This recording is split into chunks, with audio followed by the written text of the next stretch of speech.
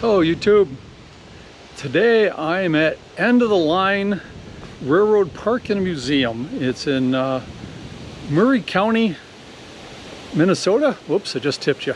And we are gonna go through all this this year, the way things are. It's a self-guided tour and it's by donation. They cash, credit card, that type of thing. But let's look around and see what kind of cool stuff I can find. So the first building I'm checking out is the replica of the original county courthouse for Murray County, and it was located about a mile from where we are. And Curry scored an early victory by a slim margin. Thus, they kept the courthouse. Now, if you're interested in Curry and the history of the county, they do have a nice video. For those surveyors that I know and from back in the days of Paul Smith's, remember how we all learned back in New York, counties got weird shapes sometimes. Out here, they tended to be squares. So this is Murray County, Cottonwood, Nobles, Jackson, and each county is cut up into, not sure if that's a section, but the squares, if I remember, are they like 160 acres? I'm not sure. Somebody, you know, let me know down in the comments.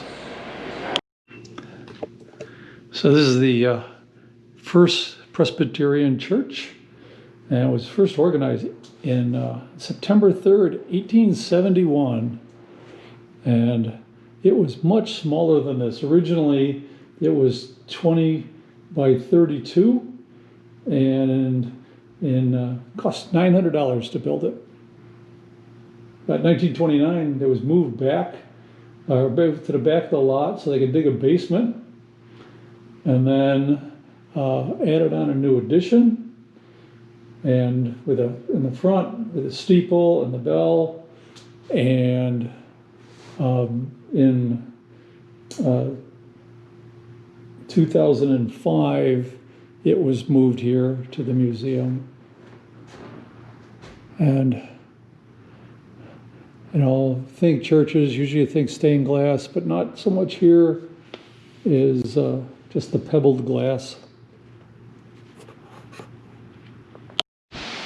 And what would a little community be without a school?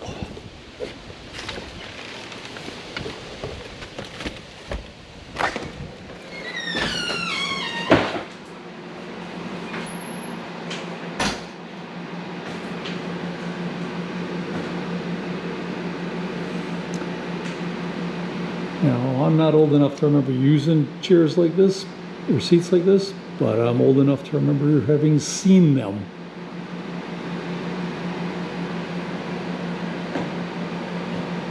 I bet in the wintertime, the kid sitting in the back corner next to that stove roasted, and the kid up here froze. So, where would you want to sit?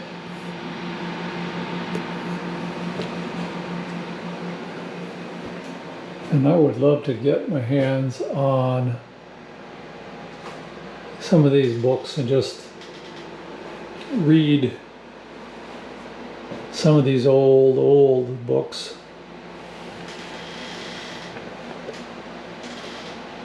Spy for the Confederacy.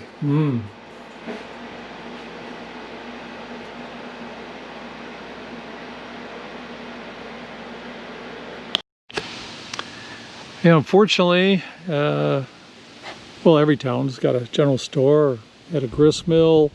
Unfortunately, we can't visit those because last year they did have a flood that came through and did some damage.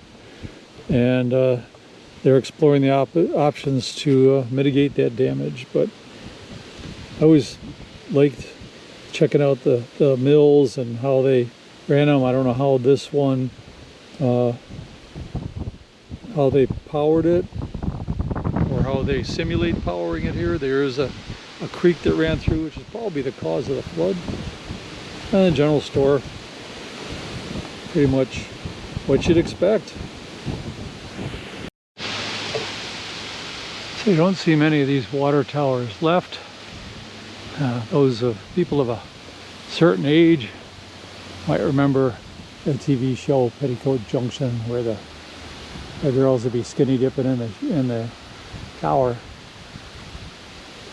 Always wanted to visit that tower, but anyway, you don't see a lot of these left. And of course, the way they'd work, pumped up water, the steam engines would pull up. They could pull that spout down over the thing to fill the tanks up, so they would have water for steam, and they would put that up. And water towers like this figured in a lot of different old westerns. So what was your favorite water tower scene from a western? I know what mine was, but I'm not going to tell you. So here's the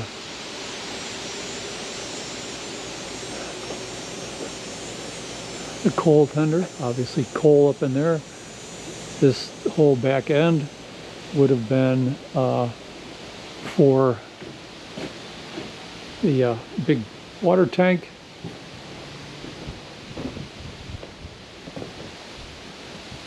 Now we'll take a peek in here.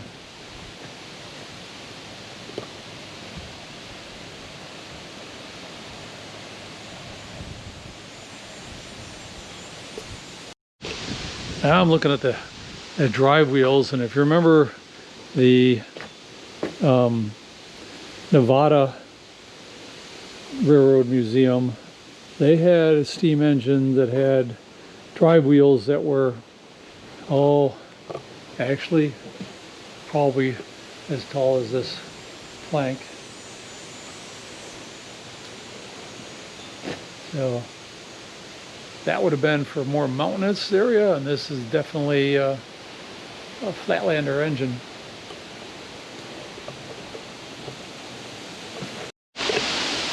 Now this building here is a railroad depot that was actually in use here in Curry until 1968, and it was located across the road there. And at that time, the railroad let the people know that they were, if they didn't sell the building, they were going to tear it down. So the local 4-H people talked it over, got a hold of them, and bought it for $1, with a provision that they move it off of the railroad property.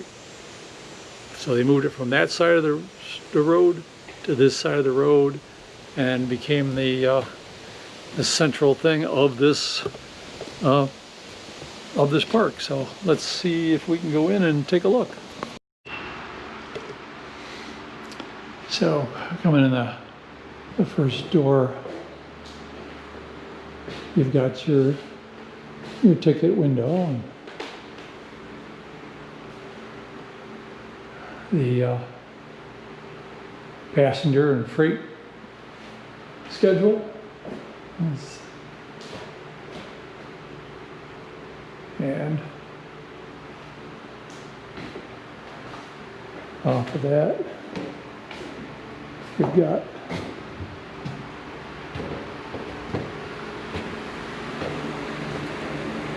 a nice display of railroad memorabilia. And let's see, these the date nails that they would pound into the the ties. So you know how old that tie was.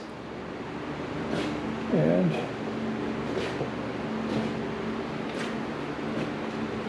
back here in the back is a nice model train setup that you can watch. This is about, twice as big as the one my dad had when I was a kid at the first house we were in. Once we moved, it never got set up again, unfortunately.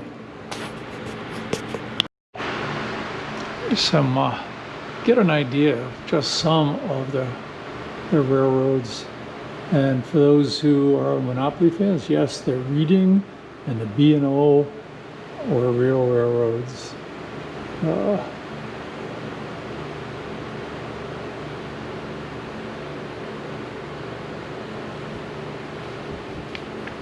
I mean, I grew up near a lot of the New York Central ones.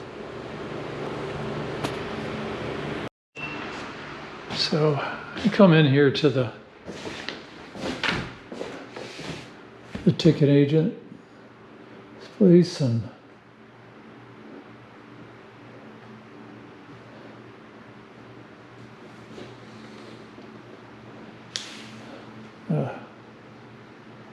two different waiting rooms. We'll get to that one. But you see this hoop up here on the wall from one of my previous videos. You'd probably recognize what that is. And that would have been for the trains that were going through that weren't stopping. That was a way to grab the mailbag. And they would have, I'm not sure if there's one here, but they would have in many places have a beam out that go right there with a hook that the train guys in the mail car could grab the bag of mail on their way through, never have to stop. Oh, and this is the other waiting room. Why two? And why does this one seem to be a little nicer? Well, this was the women and children's waiting room. Back in the day, it was deemed that the men and the railroad workers that would be in the men's waiting room tended to use coarser language, smoking, and that type of thing. And for the sensibilities of the females and the children, they should be separated. So women would be over here, men over on the other side. I mean, basically, you're dealing with the same ticket agent right here. It's just this one's a little cleaner and a little more refined on this side.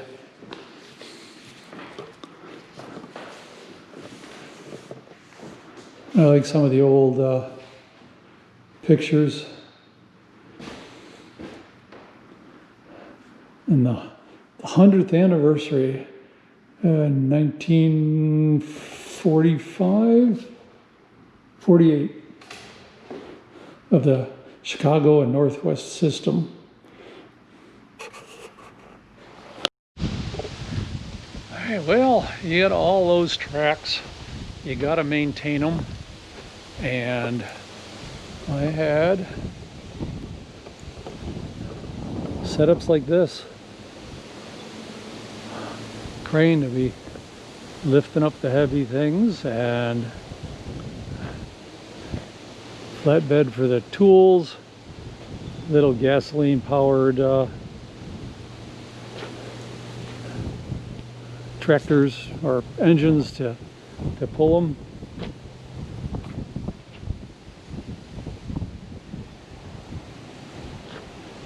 The kid in me would love to have one of those and to be able to buzz around on the tracks. So as you come along the main tracks here, you come across this. And you know, you can see other tracks here. Back in the day, there would have been way more. And you know, this is a turntable. For those fans of Thomas the Tank Engine, I think you've seen those. And if there's enough staff here with a little donation, you could get on it and they can move it around. I'm sure that it moves by people power now, but back in the day it was probably definitely would have been horses or something. But this is pretty cool. Just see if I can get over and get a shot from the side with just a circular rail around for it to ride on. And you could have pulled an engine or caboose or whatever onto it, turned it, and slid it down into a one of these side rails. Now, this is actually, see if I can see underneath. It looks like underneath it almost looks like a bridge, but then again, that's basically what it is. I just recently read an article about back in Manchester, New York, is the ruins of one of the biggest, if not the biggest, roundhouse in the world, at least in the country for sure. And you can't get in there legally. It's private land. Maybe when I get back, I'll swing through Manchester and just see if I can get permission. You never know. It's always worth asking. But in any case, it would dwarf this.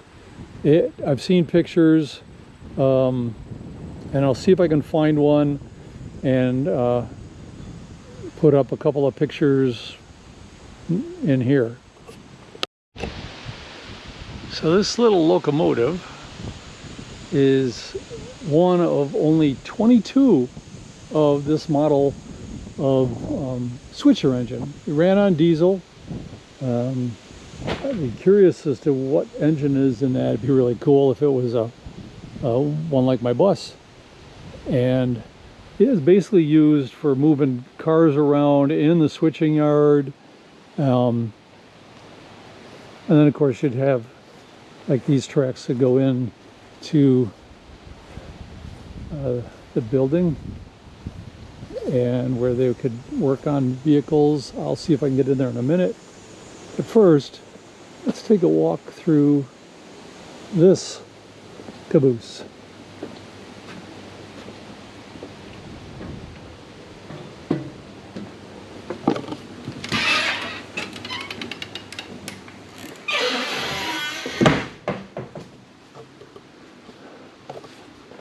It's a little different than other ones that I've been in and we've been in. Is some beds along the bottom, not bunks. Bigger desk and a nice coal furnace or cold stove in the corner. And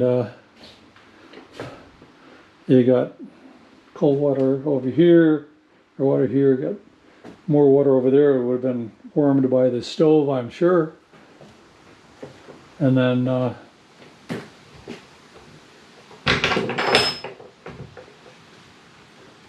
storage for things, and where you sit up, where the conductors could get up on top and sit and watch the tracks so they could report any problems. And of course, another closet.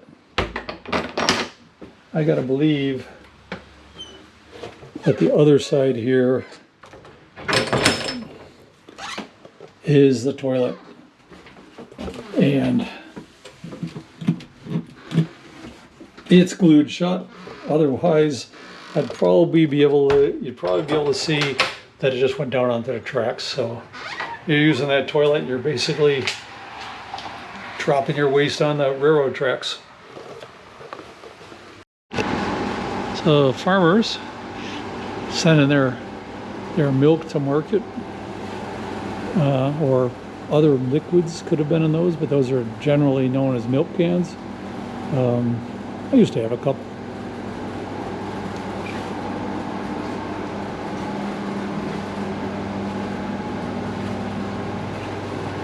What an interesting display of all kinds of different things. Like, what is this? That's an air compressor. It's a portable air compressor. And that is massive. And of course, you know, the engines, you had to keep oiling the bearings. Or they weren't bearings, actually, they were metal on metal, so you had to keep oil going in. So this grease cart with a couple oil cans and whatnot. A pretty nice display of how the engine works and the steam engine. We've seen a few on the way, but this is pretty much the best thing to show how it all comes together. And that's on this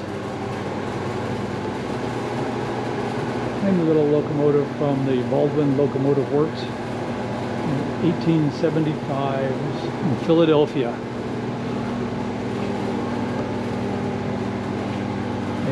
They got bigger as they went along.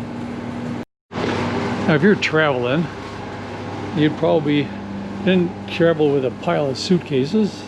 I mean, you could travel light with a suitcase, or these steamer or these trunks, this barrel top type.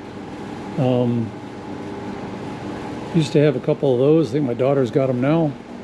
But the downfall of them, well, a good thing for people that have them is nobody's going to stack anything on top of it.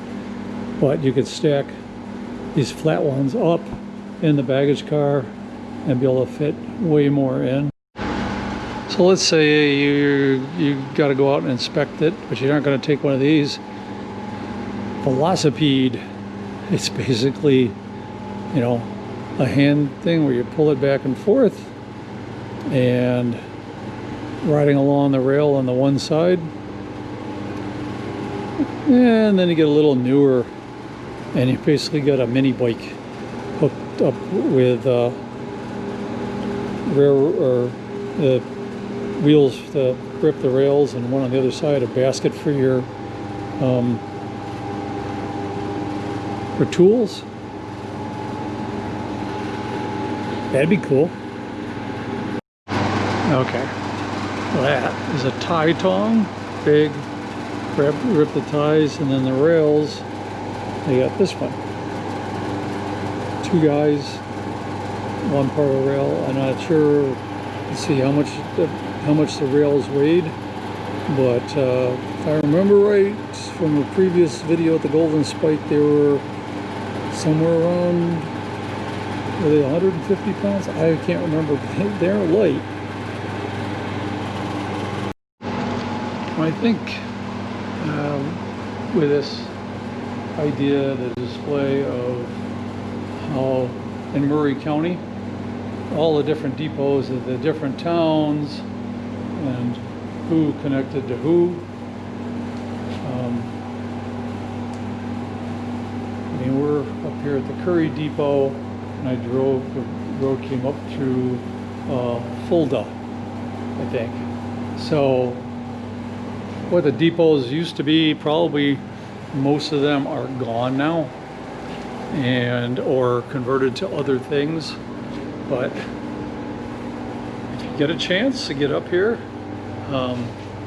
it's an interesting display, and see a few things that I haven't seen in some of the other other railroad museums we've been in. So hopefully, and again, I didn't show you everything that's here. I showed you most. Get a chance, come on over, make a donation, check it out. And I'm gonna get on the road and see what else I can find. See you later, YouTube.